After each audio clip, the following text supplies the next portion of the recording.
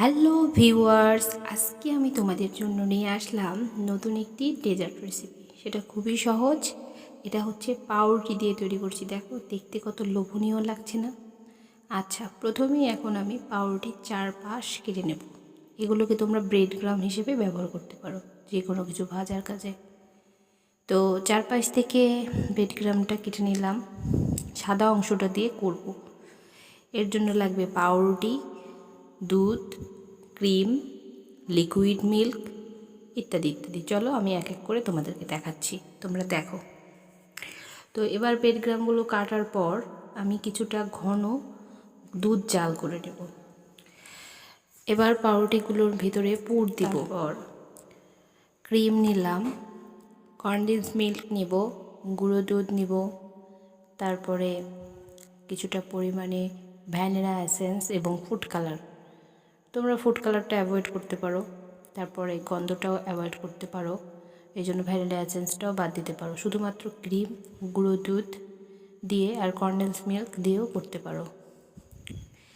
তারপর আরেকটা পাত্রে আমি ঘন জাল করে রাখা দুধ নিব, সেটার মধ্যে আমি পাউরুটিগুলো ডোবাবো এবং এই ক্রিমটা মাঝখানে দিয়ে দিব।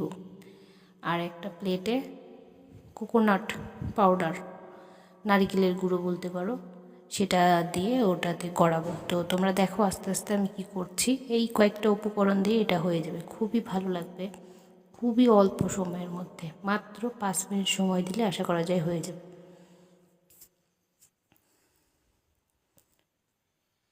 দেখো আমি এখন পাউরুটিগুলো ডিপ করে নিলাম এবং মাঝখানে ক্রিমটা দিচ্ছি সুন্দর করে ছড়িয়ে, এবং এটা গোল করে ঘোরাবো পাটিসাপটা পিঠার মতন জড়িয়ে, তারপর নারিকেলের গুঁড়ার মধ্যে জড়াবো।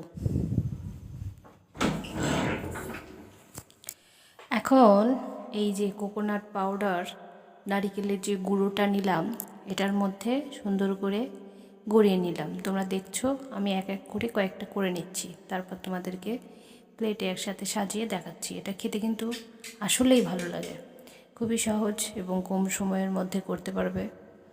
তোমরা চাইলে ফুড কালারটা বাদ দিতে পারবে, ফুড কালারটা শুধু দেখার জন্য আমি দিয়েছি, এক্সট্রা কোনো কিছু না। আর ভ্যানিলা ফ্লেভারটা দিলে ভালো লাগবে। তো যাই হোক, তোমরা এভাবে খুব সহজেই এই ডেজার্টটা তৈরি করতে পারবে। আশা করি বাড়িতে করলে খুবই ভালো লাগবে খেতে। আমার এটা আসলে খেয়ে সবাই খুব ভালো বলছিল, তার জন্যই তোমাদের সাথে এই রেসিপিটা শেয়ার করলাম। আশা করা যায় তোমাদেরও খুব ভালো লাগবে। আর ভালো লাগলে অবশ্যই কমেন্ট বক্সে এসে কমেন্ট করে বলবে কেমন লেগেছিল। তো আমার চ্যানেলটিকে সাবস্ক্রাইব করো এবং